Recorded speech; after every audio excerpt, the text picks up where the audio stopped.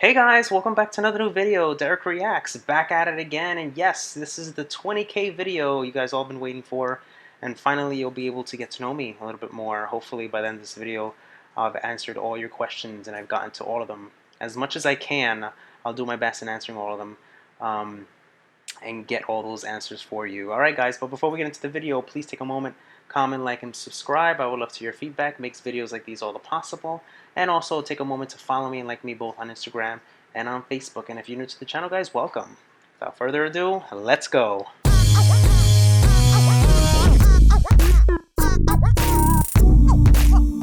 Before we get into the questions, I want to answer one question that I've been getting a lot from you guys. And I know that there's been many videos made on this regarding this issue, is the copyright issue. I want to get this out of the way because I felt like it needs to be cleared up, and I feel like it's something that you guys have to hear and understand. So what happens is when I make a video and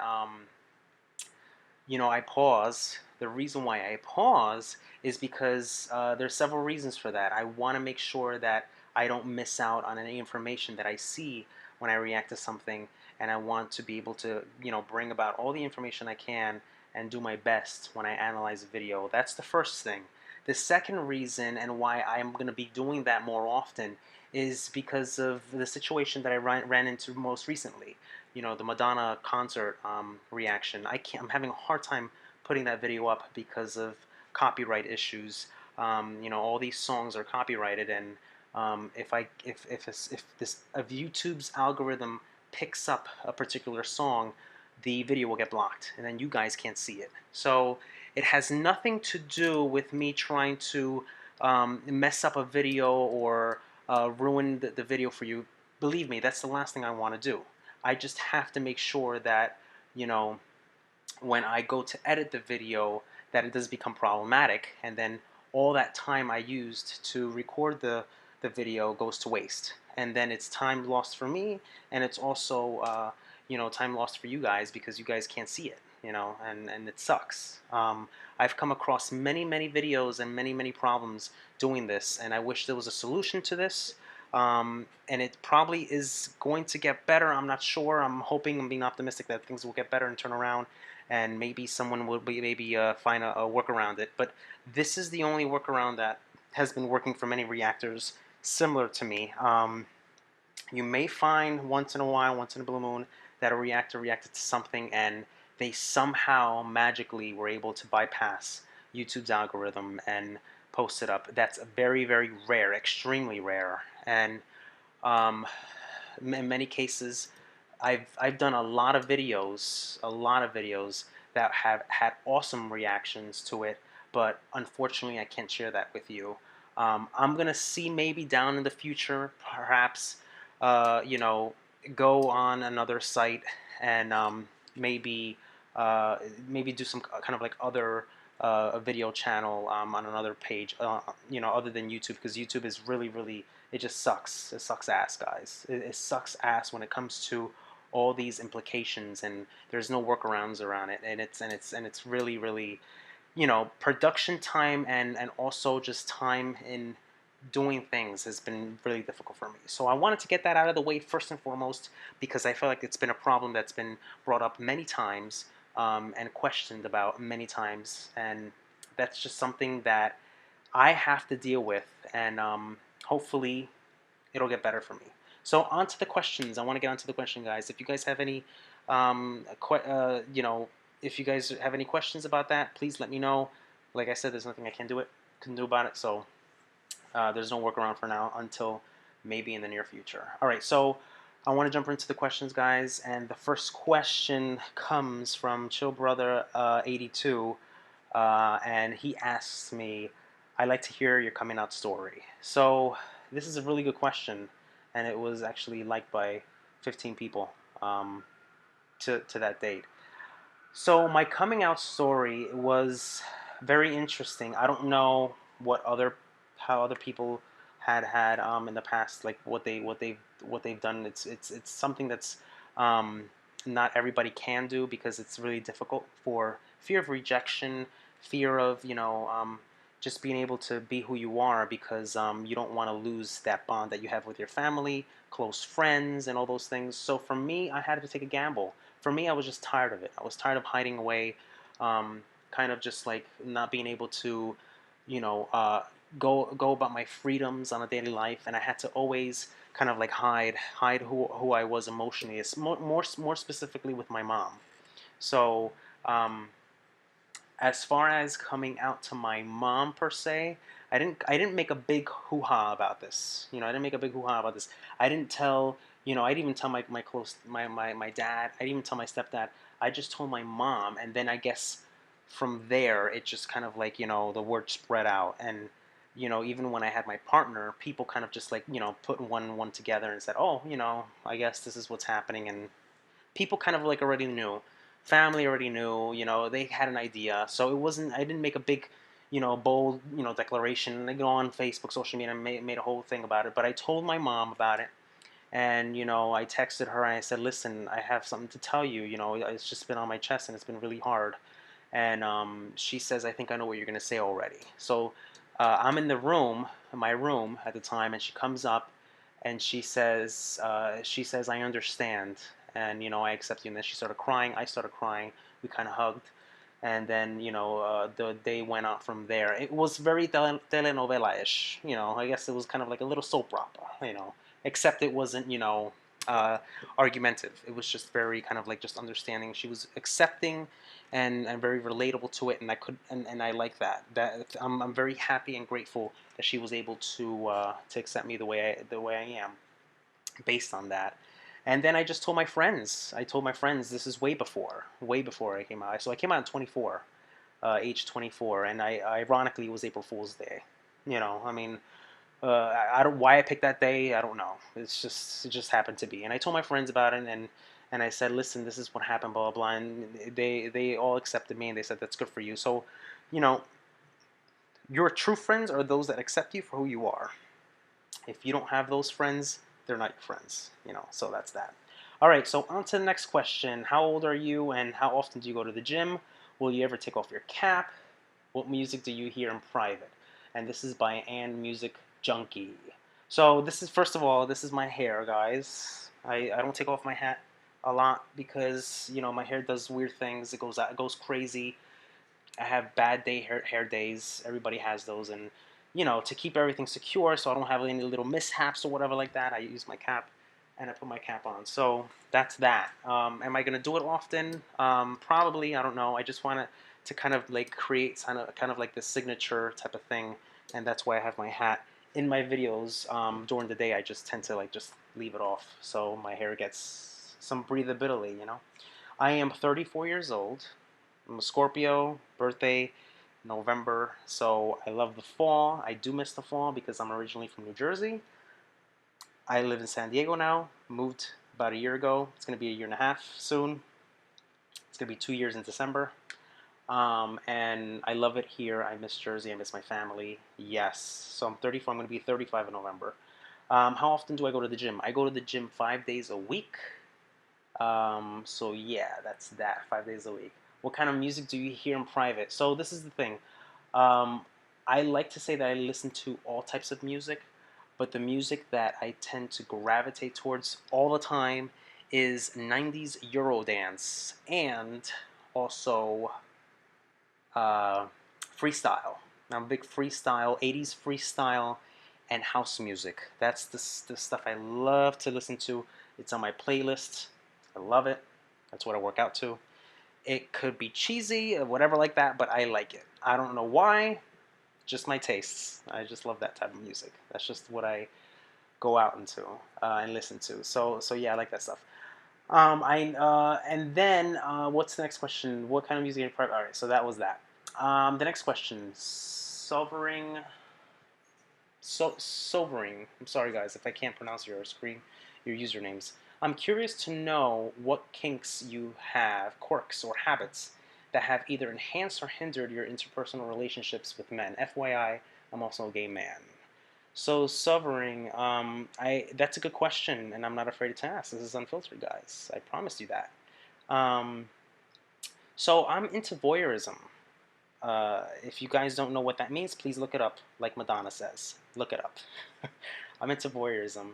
Take a look at that, and you know what that is. Ha- it, Habits that have either enhanced or hindered your interpersonal relationships. That's a good question because, I've been with my partner for about 7 years. It's been a while, since 2013. He's gonna be like, oh no, it's been more than that, whatever. But he's more conservative. I'm more adventurous, experimental. I like to do crazy things.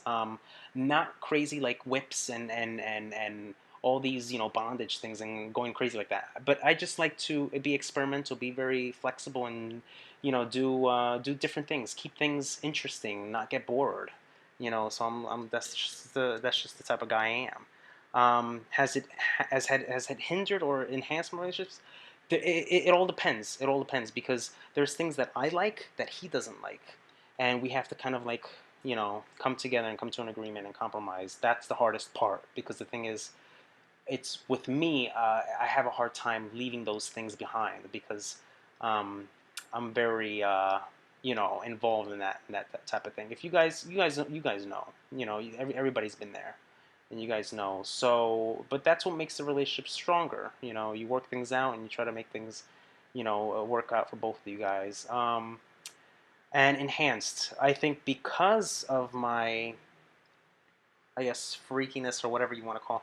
I'm always finding new ways, and my partner's very receptive to that to a certain extent, and you know, he's okay with certain things, and that's kind of like made things a little bit better. So so enough of that. So let's go to AndyJN. Hi Derek, great reactions, and you've come across this lovely guy with genuine passion for how music makes you feel. My question is as follows: what made you set up your reactions channel? Your passion for variety of music, or something linked to music which has inspired you to do so? So here's the thing.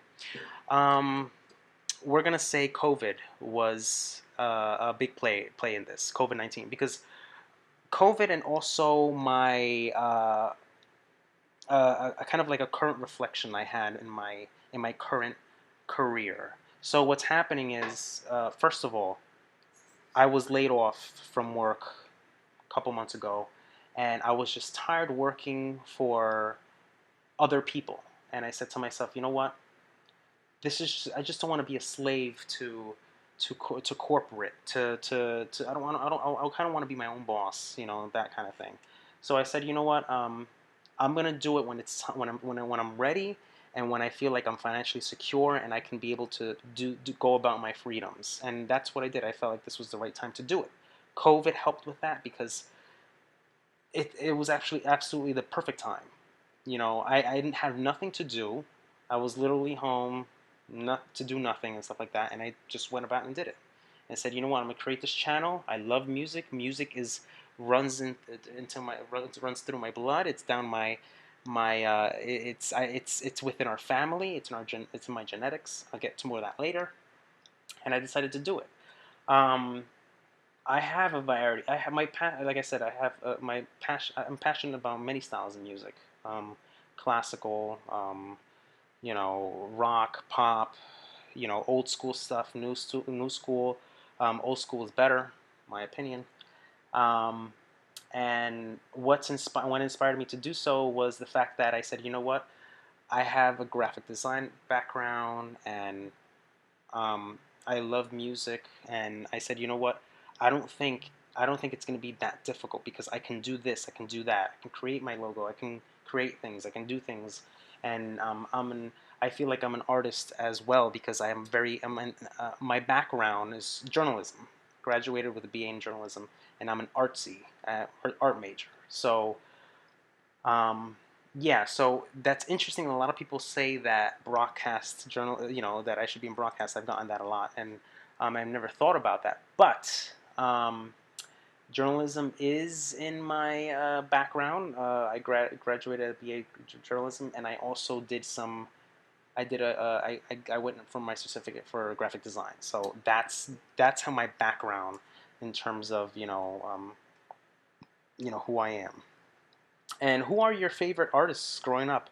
So this is Break Soul. Who are your favorite artists growing up? So I consider even though I was born in 1985, I consider myself a 90s kid because that was when I was introduced to music, and my sister is very, very responsible for that. She was the one that uh, showed me into the world of country pop music and just pop music itself. Um, so a funny story was she gave me three albums, and I remember to it today. Um, Britney Spears, "Hit Me Baby One More Time," Christina Aguilera, her album when that came out, "Genie in the Bottle." I don't even remember the name of the album, but and Shania Twain, "Come On Over." Shania Twain won me over. She stole my heart. So I'm a huge, huge Shania Twain fan. I've reacted to a lot of some Shania Twain videos already, so you may see that I have admiration for Shania, and I also have a "Man I Feel Like a Woman" video there in my TV, if you can see right there. So she's there. So yeah, so Shania is I'm a big, big Shania Twain fan. If you follow me on Instagram, you'll find a whole bunch of Shania stuff there, and you kind of have an idea. You'll see my smile and my kind of like cheesiness whenever I react to Shania Twain because she's my idol. That's my girl. Um, so yeah, so I've listened to Dido, Christina Aguilera, Britney Spears, growing up.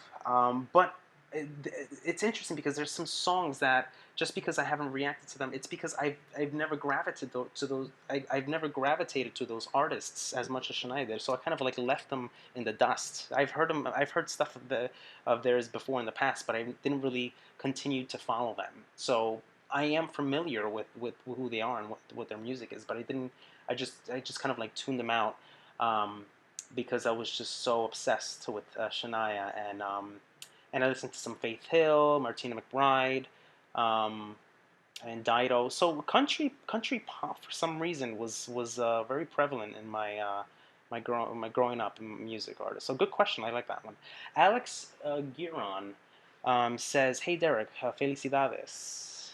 Me encantan tus reacciones y comentarios. Por favor, continúa con la discografía, videos y tours de Madonna, que te vas a volver loco de lo bueno que es. ¿Cómo te ves sin la gorra?" Yeah, I've already answered that, guys. So basically, what I look at without my hat. I already showed you guys that. And I can see that you're a Scorpio and a freak when you're with your partner. That's what he says. No recuerdo en qué reacción comentaste algo así, pero parece genial. Y gracias por las elecciones durante Pride, muy bueno. Okay, so yeah. So, yeah, so basically what I was referencing to Scorpio was that, I'm a freak and all those kinks and anything goes type of things with me. I'm not very I don't say no to a lot of stuff when it comes to some playtime in bed. You know, like I said, I'm very experimental. So, next question, HEA. I'm interested in knowing where you get your experiences from analyzing music. This is the stuff I wanted to talk to you about before. You seem to be able to tune into vocals and instruments and messages the lyrics give very well. By the way, I think you're a sweetie. Oh, thank you. You give a very lovely, calm, sensitive in nature. Yes, I am very sensitive. You always bring happy smile to my face and enthusiasm when you're blown away by certain tracks and videos. Thanks for bringing a bit of escapism and joy to us during these turbulent times we're all in the planet presently. Yes, and that was one of the main reasons why I did this channel, because I felt like it was the perfect time to set up a channel during these turbulent times, because they want to be unified. I feel like this is a great channel to bring people together, to have conversations with other people that have those same views, or maybe share those same ideas with me, and whether it be music or whatever, and just talk about it. And that's what I like to do. I like to talk about what I see and what inspires me and what sounds I see and hear, and why music makes me feel a certain way. It does. Music makes me feel a certain way depending what it is and how it's how it's received to me by listening to it. So where did I get my experience? So a fun fact: when I went to school, my first major was music, liberal arts music, and I dropped out. I was going to play the guitar. That was my instrument of choice. And that led me to appreciate Shania Twain, and her guitar led me to appreciate music. And that was the main drive and main motivation and inspiration was her. I saw her as a mentor. I wanted to be kind of like a male Shania Twain, I guess, at the time. And the guitar and me writing poetry and creating music. I actually did write music and create lyrics and stuff like that. I still have them in some kind of like they're put away in some kind of like box or whatever like that. But yeah, so that was my inspiration at the time, and the reason why I kind of just let it go was because I had I guess I realized at the time, and this is 2004, so this is a while back. I said to myself, you know what, I need something that's going to make me money. I need to start thinking about logically about how I'm going to pay off certain things, tuition and all that. And I said, you know what, I believe I'm a good writer. I believe I like to express myself when I write. That's what led me to journalism. That that's kind of like where journalism kind of like led me to that path. And things take turns for the worse sometimes. But you know what? You can't do something. You can't try something without giving it a shot. You can't say no. So you have to give yourself a shot sometimes and just take a risk. And just do it. You never know what to expect if you don't take a risk. So that's why I did that. And also, music runs in my blood, guys, because my aunts, my cousins, everyone on my father's side, they're all music.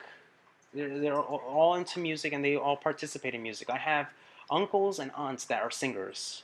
I have a cousin who's a drummer and he's doing very, very well. And he's out in LA always drumming. And Bebo, you know who you are. Shout out to Bebo. For my cousin for being very, very successful as a drummer, and music is in my blood. So I have a lot of family ties to music, and that's kind of like probably where I get my good ear from, I guess, if you want to call it that. What else? Yeah, and this is an escapism. That's exactly what it is. It's an escapism for me and for all of you guys. All right, so Shane Collinson, yay, congratulations, fun question. I would love to know if you ever had a supernatural experiences or UFO encounters, love and peace. I love this question because it's so random. I love stuff like this. This is a great question by Shane Collinson. I love it. I'm a big, big UFO. I love it. I love that stuff. UFO stuff, supernatural stuff. I love it. I will say yes, and I'm going to tell you why. I don't know whether if it was a dream or if it was just some weird spontaneous thing that happened to me, but I was in bed one night, and I can say that I was dreaming, but who knows? Anything can happen. And I woke. I woke up in this small kind of like white. It almost seemed like those little those little small smart cars.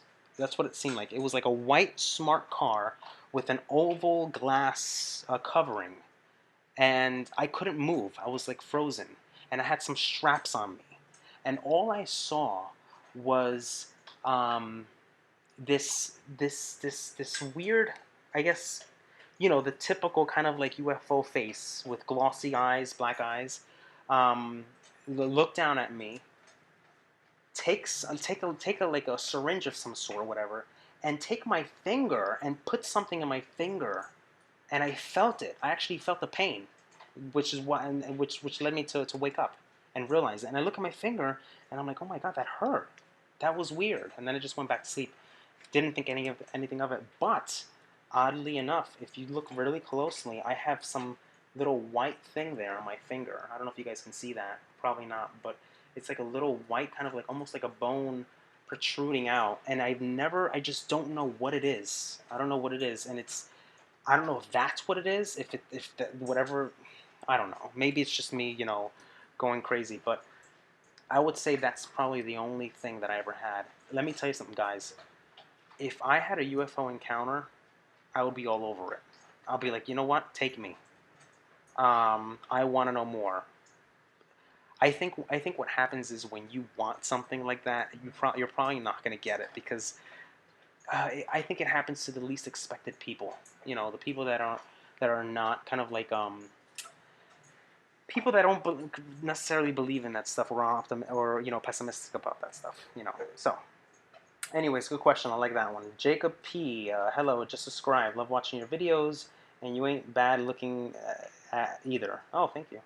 My question is, has there been times where you just hated a song and reacted to it and could not post the video in fear of offending? Congrats, 20K subscribers. That's actually a good question.